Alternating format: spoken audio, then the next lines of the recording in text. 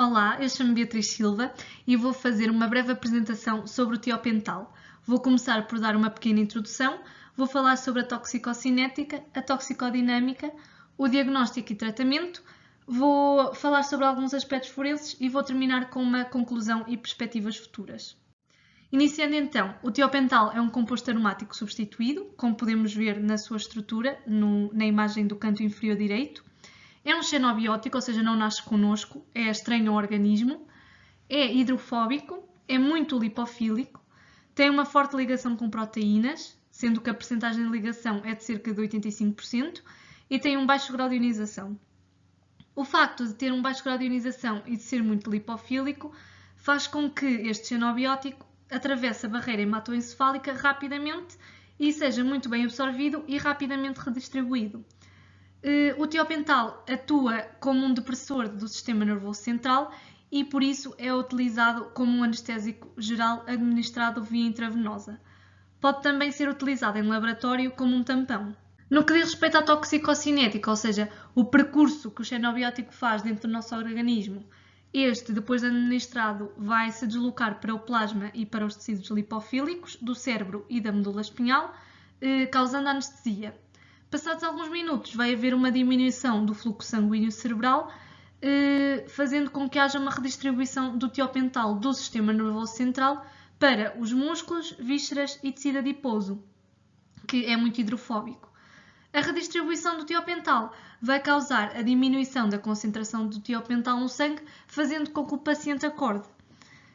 Todo este processo tem uma duração total entre 5 a 8 minutos e depois disto tudo acontecer, o xenobiótico vai ser metabolizado e eliminado, sendo que estes dois processos são muito mais lentos e a eliminação é realizada por metabolismo hepático e por excreção renal de metabolitos ativos. Em relação à duração do efeito anestésico, este varia de acordo com a dose administrada e com patologias que o paciente possa apresentar. Por exemplo, para uma dose única recomendada de tiopental, entre 3 a 5 mg por quilograma, a anestesia vai durar entre 5 a 8 minutos. No entanto, se nós conjugarmos ao tiopental uma dose menor de metohexital, que é um outro barbitúrico também com efeito anestésico, a debilitação psicomotora já vai até 8 horas. Ou seja, nós podemos perceber que a anestesia já vai durar muito mais tempo. Se forem administradas doses elevadas de tiopental conjugado com tiamilal, também um barbitúrico com efeito anestésico, a inconsciência já pode durar vários dias, porque há uma grande concentração de xenobiótico no organismo, fazendo com que a eliminação seja mais lenta. Em relação à patologia, por exemplo, patologias que causem a diminuição de proteínas, vão fazer com que a duração do efeito anestésico seja menor, porque há uma concentração livre inicial do xenobiótico superior, porque não há tantas proteínas para ele se ligar, e então a duração vai ser menor. O tempo de semivida também varia, de acordo com a faixa etária, a presença de patologias e a dose administrada. Para uma dose única recomendada em adultos, o tempo de semivida vai ser entre 10 a 12 horas, para crianças vai ser de 6 horas, para pacientes obesos de 27 horas e para grávidas de 26 horas. Quanto maior for a dose, maior é o tempo de semivida, porque o xenobiótico demora mais tempo a ser eliminado do organismo. Em relação aos efeitos secundários, os mais evidentes são a grande diminuição da taxa metabólica cerebral de oxigênio e a grande diminuição do fluxo sanguíneo cerebral. Como eu já disse anteriormente, vai ser esta diminuição do fluxo sanguíneo cerebral que vai causar a redistribuição do xenobiótico. No entanto, existem outros efeitos secundários, como o aumento da frequência cardíaca, a diminuição da frequência respiratória e a diminuição da pressão arterial média. Acerca da toxicodinâmica, nós já sabemos que o tiopental atua no sistema nervoso central, mas de que maneira é que ele atua? É isso que nós vamos ver neste ponto. Mas antes eu gostava apenas de referir que o GABA, ou ácido gama-aminobutírico, é um neurotransmissor inibidor do sistema nervoso central que reduz a atividade neuronal. Assim sendo, o tiopental vai atuar no receptor do GABA, que vai fazer com que os canais de cloreto do receptor estejam abertos durante mais tempo, aumentando assim a afinidade do receptor para com o GABA. Ou seja, quanto maior for a quantidade de tiopental administrada, maior vai ser a afinidade do receptor para com o GABA. E então, maior vai ser a duração do efeito do xenobiótico no paciente, ou seja, o paciente vai ficar inconsciente durante mais tempo, porque há uma maior inibição da atividade neuronal por parte do GABA. Passando agora para o diagnóstico e tratamento, os sintomas em intoxicações englobam vertigens, náuseas, sede, oligúria, que é a menor excreção de urina por dia, fraqueza muscular, pupilas dilatadas ou contraídas e consciência diminuída. Em casos extremos, pode haver baixa pressão arterial, depressão respiratória, coma e até mesmo morte.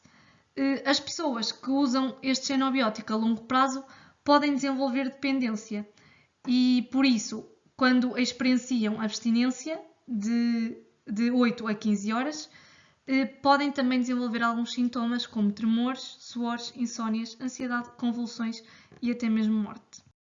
Para a detecção de tiopental no organismo, podem-se realizar análises qualitativas, por analisar a urina e o plasma, ou podem-se realizar análises através de cromatografia em camada fina ou cromatografia gasosa com espectrometria de massa, através de amostras de sangue e de fígado.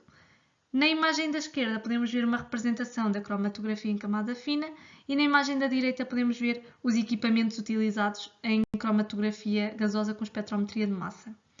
Para além destes, podem-se também fazer imunoensaios, que é um método sensível e mais económico. Para o tratamento de uma overdose, é necessário, numa primeira instância, avaliar a circulação e a respiração do paciente. Se este apresentar depressão respiratória, então será necessário incubar o paciente ou então proceder à ventilação mecânica. No envenenamento, o tratamento já vai ser com picrotoxina e pentilenotetrazol, que são antagonistas do neurotransmissor GABA, ou seja, anulam o seu efeito. Num caso mais precoce de envenenamento, então o tratamento poderá ser com carvão ativado. A nível forense, o tiopental está presente em muitos casos de overdose, tanto voluntária como involuntária.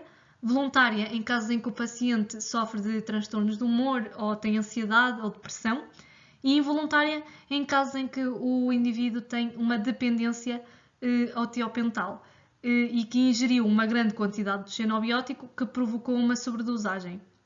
Ou então, quando há uma ingestão conjunta do xenobiótico com álcool ou benzodiazepínicos, sendo que estes dois causam um maior efeito, resultando na sedação e na diminuição respiratória.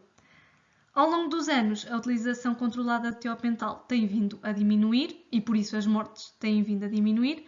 No entanto, quando estamos perante casos em que se suspeita de sobredosagem de xenobióticos e em que o paciente apresente depressão respiratória, então deveremos considerar a possibilidade da presença de tiopental. Para concluir, o tiopental ainda é utilizado atualmente, no entanto, tem-se vindo a dar preferência à utilização de benzodiazepínicos na anestesia geral, uma vez que estes têm um menor risco de sobredosagem. A nível de perspectivas futuras, é importante aprofundar o estudo de mecanismos de ação do tiopental e do tratamento da toxicidade por tiopental, porque estes são temas que ainda suscitam dúvidas e por isso necessitam de um melhor estudo. Dou assim por terminada a minha apresentação, espero que tenha sido útil e esclarecedora.